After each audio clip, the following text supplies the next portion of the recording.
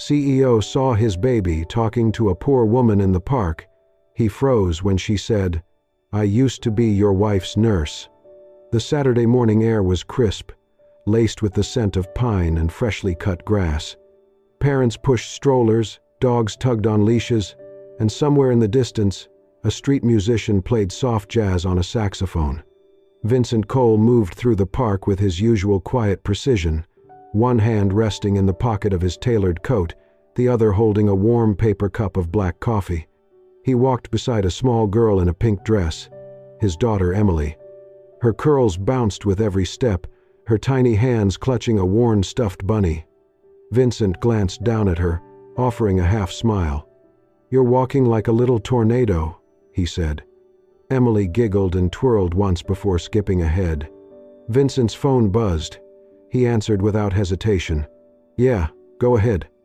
The voice on the other end started rattling off numbers, stock movement, projections, a marketing issue in the West Coast branch. Vincent's focus narrowed. The world faded into the background as he stepped aside from the path, nodding quietly at intervals, the voice in his ear growing louder than the birds overhead. He didn't notice Emily veer off. Didn't see her tiny figure cross the grass and run toward the far bench beneath an old maple tree. Didn't hear her call out, softly, "Hi," but he heard her laugh. And then, silence. Vincent turned, his heart kicked up. "Emily?" No answer. He turned in a slow circle, searching.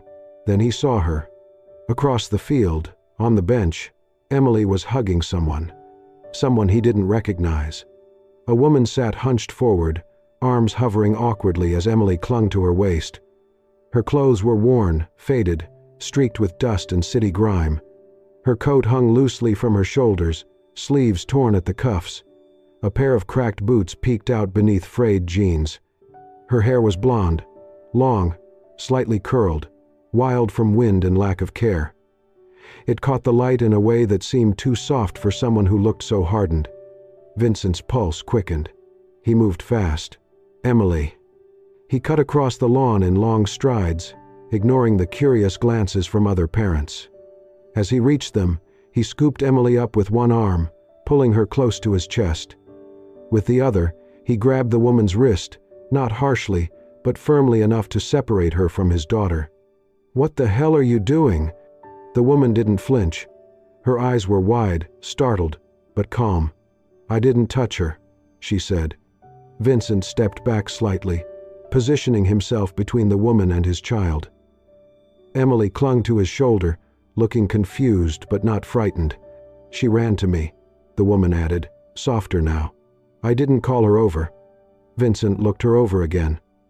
There was something in her face, beneath the dirt, behind the exhaustion, that made him hesitate. She didn't seem dangerous, just tired. He narrowed his eyes. "Do I know you?" The woman looked at him fully for the first time.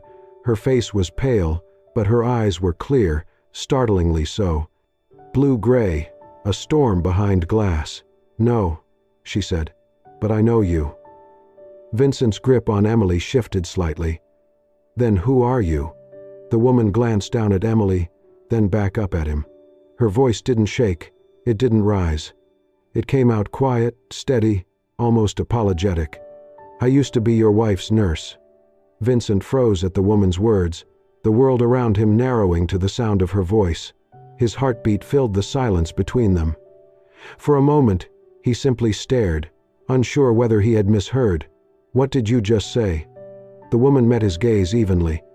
"Your wife," she said, her tone unchanging. "Lena Cole. I was her nurse." Something in the way she said Lena's name, without hesitation, without stumbling, hit him harder than the words themselves.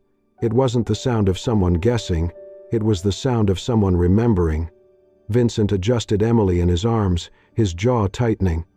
"How do you know my daughter's name?" The woman's eyes softened for just an instant. "She used to sit on her mother's lap and draw pictures of the two of you. I was there when she learned to say your name properly. I was there when Lena—" She stopped, biting off the end of the sentence. Vincent's voice hardened. "Enough." He took a step forward, lowering his tone so only she could hear.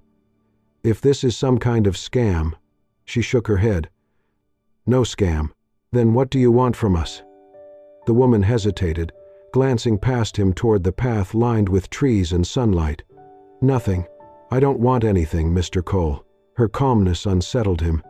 There was no tremor in her voice, no plea, no hint of desperation, just a steadiness that made him feel smaller somehow. Then why approach my child? She came to me, the woman said. I was sitting here, and she just recognized me. That's impossible. Maybe, she murmured, her voice low. Or maybe some things don't fade as easily as we wish they would. Vincent's grip on Emily tightened.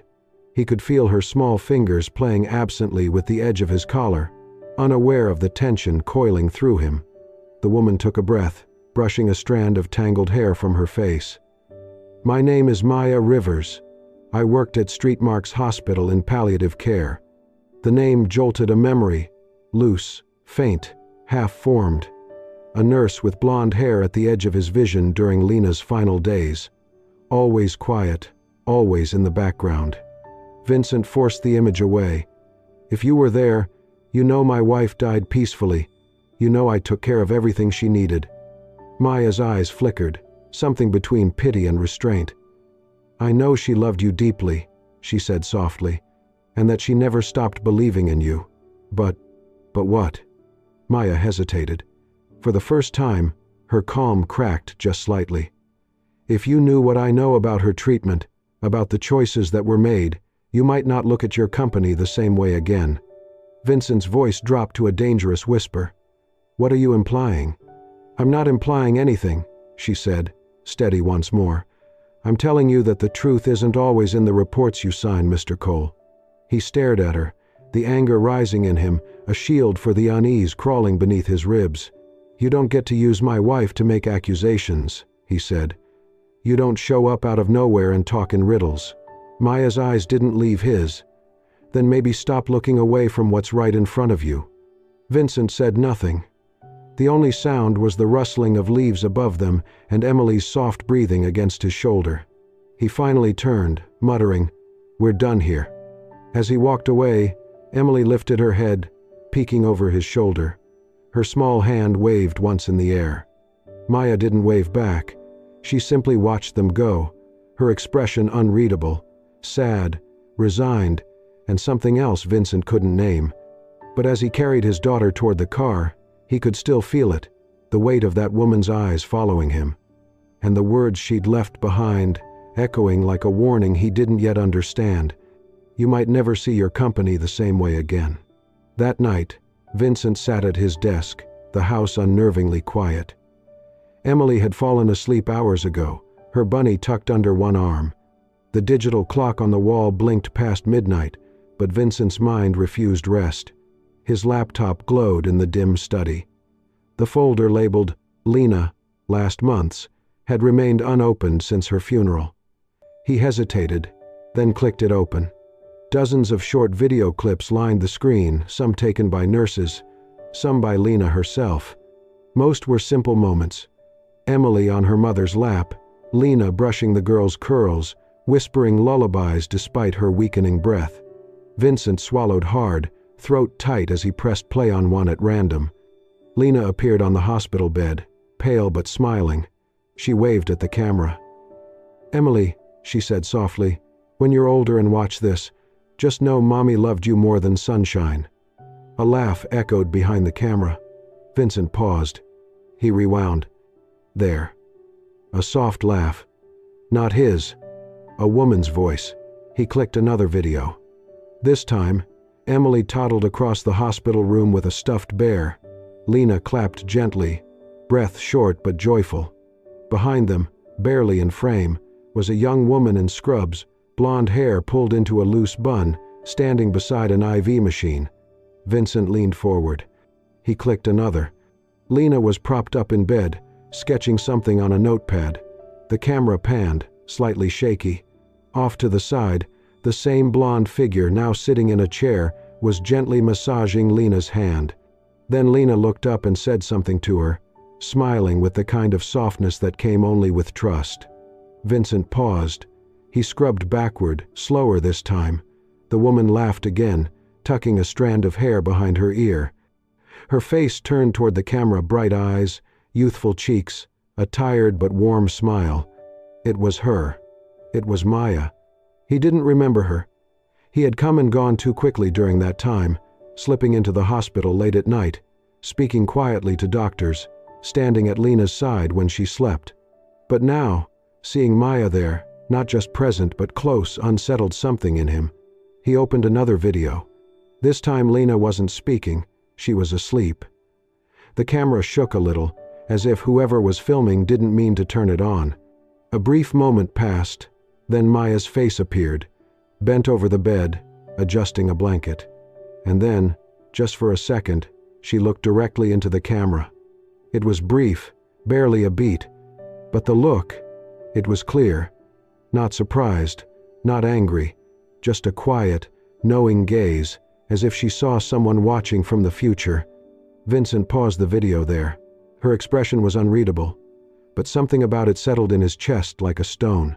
He opened his work laptop and logged into the hospital's archival system. His company had helped fund their infrastructure years ago, and he still had limited access. He typed, Maya Rivers. No matches. He frowned. He searched again, narrowing the dates. Nothing.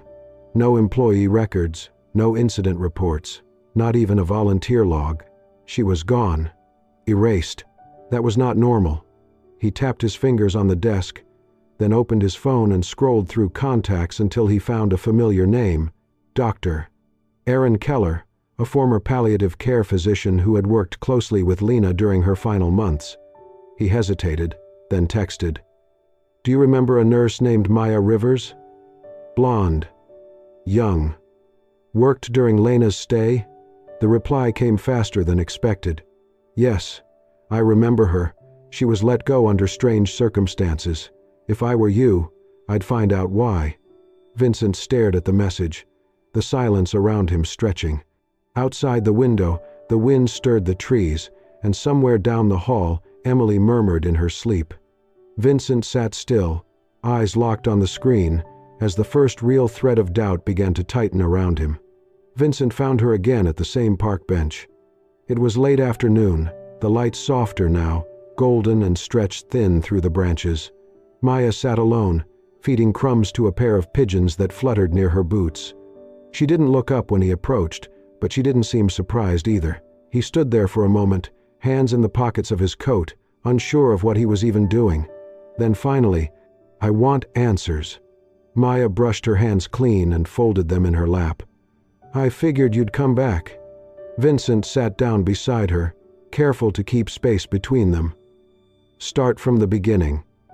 Maya glanced at the pigeons, then at the patchy clouds drifting across the sky. Lena was dying, she said simply. You knew that, but what you didn't know is that she wanted to fight.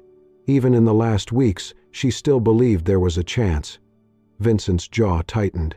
There was no viable treatment. There was an experimental drug, Maya said, her voice low.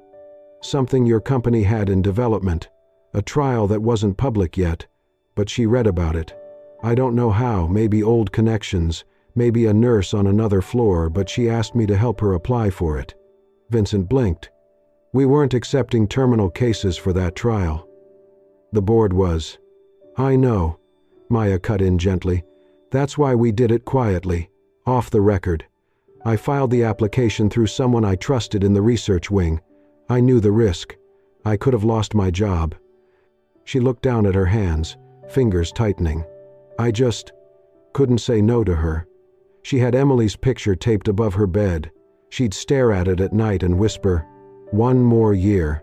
Just one more birthday." I thought maybe if she had hope, even false hope, it would matter.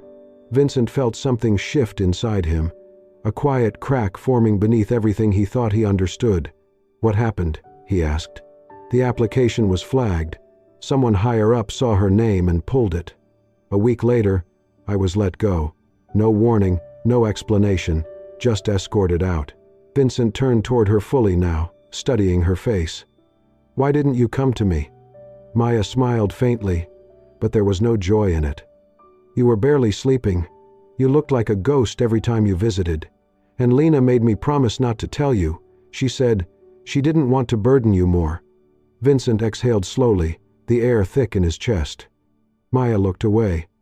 "The last night, she held my hand and said, 'I'm not afraid to die.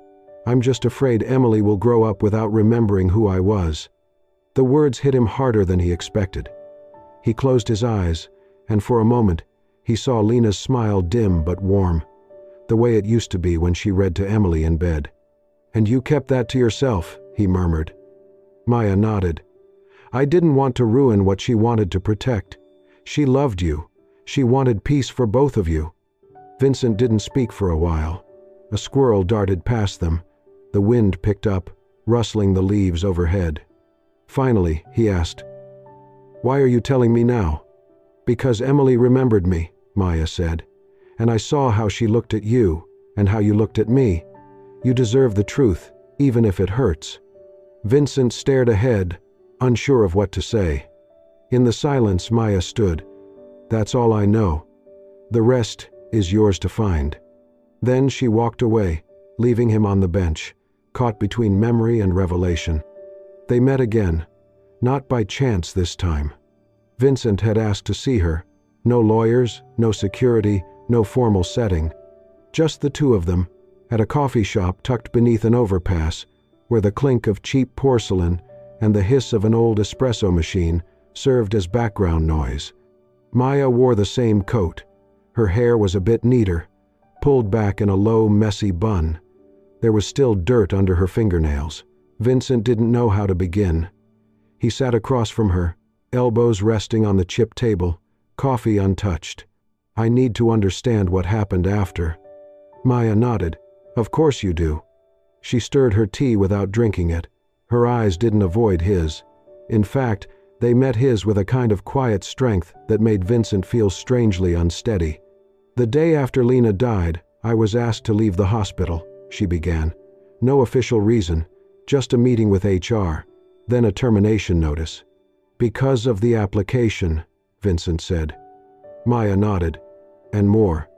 They told the staff I had made a fatal mistake, that a patient under my care died because of a dosage error. I didn't get a chance to defend myself. The words were just placed into the air.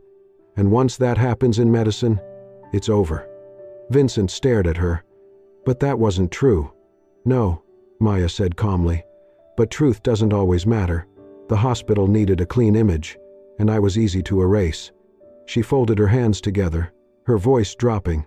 "No clinic, no nursing home, no hospice would hire me.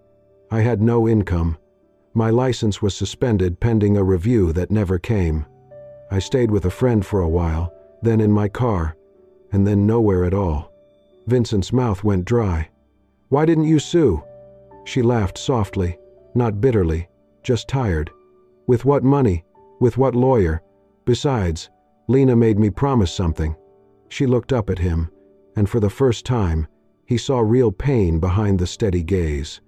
"On her last night, she squeezed my hand and said, 'If something happens to me and Vincent loses his way, help him, and help Emily if he can't.'"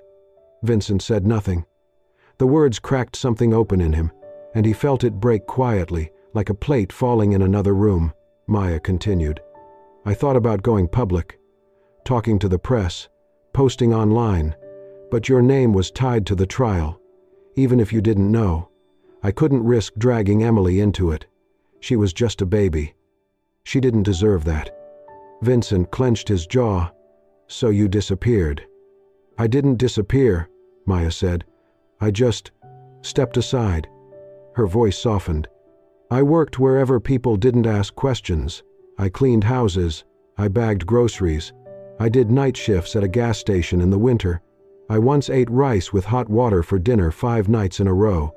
But I kept coming to the park every Saturday, just to see Emily from afar, just to know she was okay." Vincent rubbed his face with both hands. The weight of her words pressed heavily into his chest. "You could have come to me," he said again, but it sounded weaker this time. Maya smiled, just a little. "You weren't ready to see me, not then." They sat in silence. The hum of the old coffee machine sputtered behind them. Vincent looked at her differently now.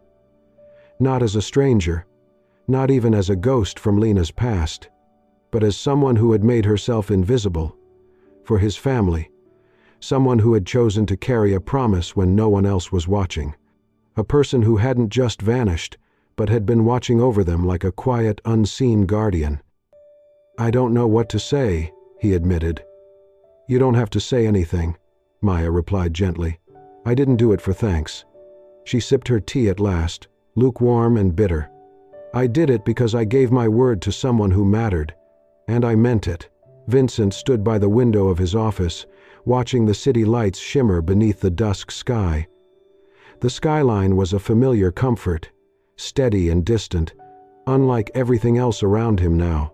He had spent the last 72 hours combing through internal company records, late-night calls, encrypted files, silent meetings behind closed doors. What he found wasn't shocking, not anymore. It was simply confirmation of what Maya had told him.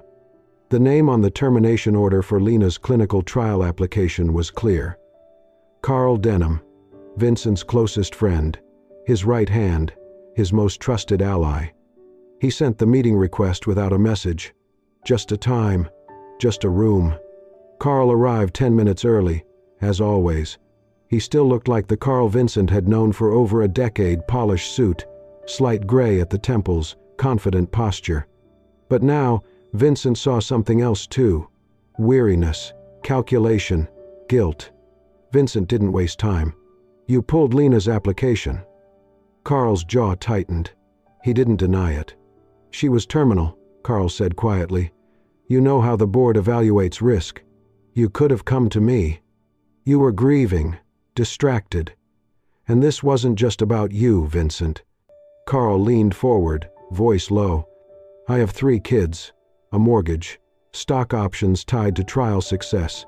If Lena, God rest her soul, had been admitted and died during testing, the results would have tanked everything. Headlines would have read, 'CEO's wife dies in failed trial.' Do you think we'd have survived the fallout?" "She was my wife," Vincent said through clenched teeth. "Not a liability." "I know," Carl said. "But the company was at a tipping point. We couldn't afford emotional decisions." Vincent was silent for a long time. "Did anyone else know?" "No. I made sure of it." Vincent stared at him. The betrayal wasn't loud. It was clinical, precise. Just another decision in a long line of decisions made by people who wore suits and thought in percentages. "She died," Vincent whispered, believing she was denied a chance. Carl's expression didn't change. "Because she was." The next morning, Vincent called an emergency board meeting. The room was full executives, legal counsel, 2 silent board members joining via video. Maya sat near the back, hair clean, dressed in borrowed business attire. She didn't speak. Vincent stood at the head of the table, his voice clear and unshaken as he laid out the facts.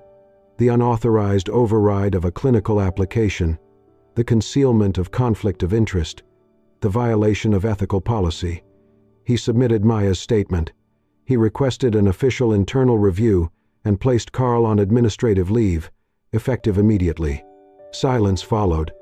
Then murmurs, protests, warnings. "Do you realize what this could cost us?" one board member said. "Our reputation, our partnerships, our stock will tank." Vincent raised a hand. "This company was built to save lives. If we start choosing profits over people, then we're already bankrupt." He ended the meeting there. That night, the media began to circle. Rumors leaked, whispers on business forums, stock prices dipped, investors called. Vincent sat alone in his office, the floor-to-ceiling windows reflecting his silhouette. On his desk was a framed photo of Lena, holding a baby Emily in her arms. Her eyes sparkled in the picture, unaware of everything that would come after. His wedding ring glinted under the dim light of his desk lamp. The door was closed. The phones were silent. He allowed himself one quiet breath. His phone buzzed Carl. He let it ring once, then answered. "You really did it," Carl said. "You picked her over everything we built."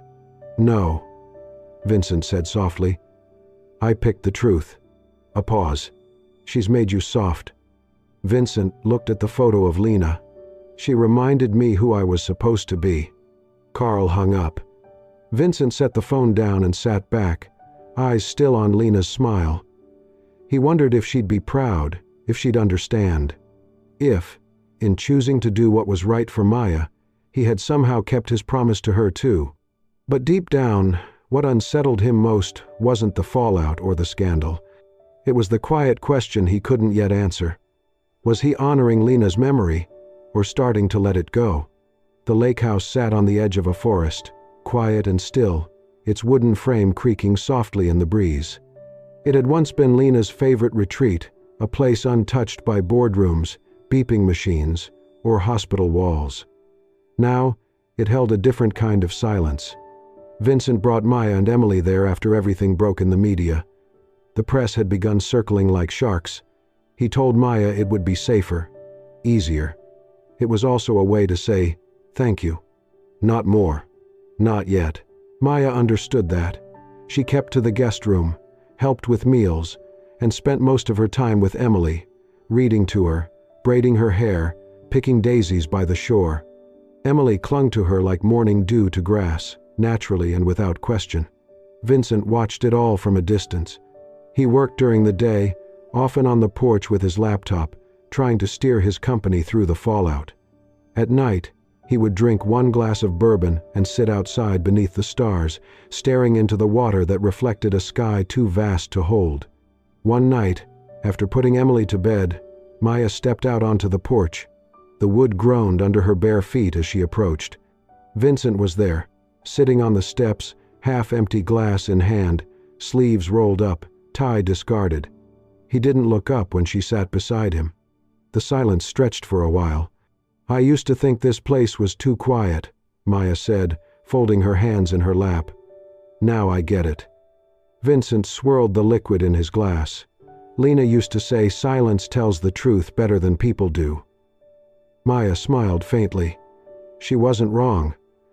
They sat like that for a long moment, two people tangled in different ends of the same memory.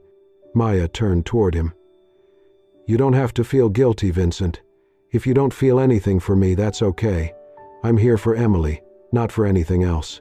His fingers tightened around the glass. I don't know what I feel, he admitted, voice barely above a whisper. Every time I look at you, I remember Lena. Not because you're like her, you're not, but because she trusted you. She loved you, in her way. And part of me feels like being near you is betraying her. Maya's expression didn't change, but her eyes dropped to her lap. She nodded slowly and stood. I get it, she said softly. It's okay. She turned to go. Maya. He reached out and caught her hand. She stopped. I used to believe I was done, he said. That there wouldn't be anything after her. That I'd buried every last part of me that could feel something again. But then you showed up. And you didn't ask me to forget her. You didn't try to take her place. You just reminded me what it felt like to want to keep breathing. Maya stood there, his hand still gently holding hers. He didn't pull her closer. She didn't move. A long, heavy pause. Then, slowly, she withdrew her hand. I believe you, she said, but I'm not sure you believe it yet. She walked back inside. Vincent sat alone on the steps. He stared into the dark water, the ripples catching starlight like secrets. He looked down at his hand. The wedding ring was still there, cool against his skin. He hadn't taken it off. Not once. He turned it slowly around his finger, then stopped. For the first time, he wondered not just how to grieve Lena, but how to let her go, without letting go of himself. The note was folded in half, placed neatly on the edge of the kitchen table. Vincent found it the next morning, beside the empty teacup Maya had used every day since arriving at the lake house. He opened it with a strange stillness in his hands. Vincent, you don't need to explain, and you don't owe me anything. I know you're not ready. But I can't stay where I'm only a shadow of something you're afraid to feel. You don't need to love me. Truly, you don't. But I can't live in a house where my heart waits quietly in a corner for something that might never come. Tell Emily I love her. Maya. He read the letter 3 times, then set it down. His chest felt hollow and heavy all at once. He walked into Emily's room. She was sitting on the floor, building a tower with blocks, her pink pajamas wrinkled from sleep. "Daddy," she said, without looking up. "Where's Miss Maya?" Vincent knelt beside her. "She had to go somewhere." Emily paused, picking up a block. "Will she come back?" Vincent hesitated. "I don't know." Emily looked at him, brow furrowed in that way she had when she was thinking very hard. "Daddy," she said slowly, "can I ask something?" "Of course." She tilted her head. "If I still love Mommy, but I also love Miss Maya, is that bad?" Vincent blinked, his throat tightened. "No," he said, voice rough. "No, sweetheart, that's not bad." "She told me once," Emily said, stacking another block, "that hearts don't only have one room. She said there's space for a lot of good people if you don't lock the door." Vincent sat back on his heels. The sunlight poured gently through the window, touching the framed photo of Lena on the dresser, her smile caught mid-laughter, frozen in time. Later that morning, he opened a drawer in his study and pulled out a small glass keepsake box. Inside was nothing, until now. He slipped off his wedding ring, holding it for a long moment in his palm. Then he placed it gently inside, next to a folded drawing Emily had once made of Mommy in heaven with stars around her. He closed the lid. That afternoon, he drove into the city. The church wasn't fancy, a modest brick building tucked between old apartment blocks and a chain-link fence. Inside, folding tables were set up where volunteers served warm soup and bread. He saw her immediately. Maya stood behind a large pot, ladling food into chipped bowls. Her hair was tied back, and her sleeves were rolled to her elbows. She looked tired, but calm, peaceful, in a way that hurt to look at. He waited until her line cleared before walking up. She noticed him before he said a word. "You found me," she said quietly. "I didn't lose you," Vincent replied. Maya wiped her hands on a towel, watching him. He stepped closer. "I didn't come here to ask for anything," he said. "Not forgiveness, not promises." "Then why?" she asked. He took a breath. "Because I realized something. I'm not ready to love you the way you deserve, not yet. But I know I don't want a life where you're not in it. I'm not here to replace Lena. I'm here to build something new. With you." Maya's eyes softened, filled with something tender, something trembling just beneath the surface. "I don't need to be a replacement," she whispered. "You couldn't be," he said. "You're not Lena, you're Maya, and that's exactly who I came for." At that moment, a familiar voice rang out. "Miss Maya!" Emily came running through the church doors, arms outstretched. She threw herself around Maya's legs, laughing. "I missed you." Maya bent down, hugging her tightly. Then Emily looked up at her, serious now. "Mommy told me I'd know an angel when I saw one," she said. "I know now, it's you." Maya's eyes filled with tears. She held Emily close, one hand gently brushing back her curls. Vincent stepped forward and rested his hand lightly on Maya's back, not as a claim, but as a promise. And in that quiet, sun-drenched church hall, there was no need for more words. Not love. Not yet. But something just as sacred, acceptance. Sometimes, the most powerful stories aren't about falling in love. They're about finding the strength to love again. If this story touched your heart, don't forget to subscribe and tap the hype button to support soul-stirring stories. We share true-to-life tales that heal, inspire, and remind us what really matters. Your support helps us keep telling stories that speak to the soul. Thank you for watching, and remember, even in the quietest moments, love has a way of finding its way back.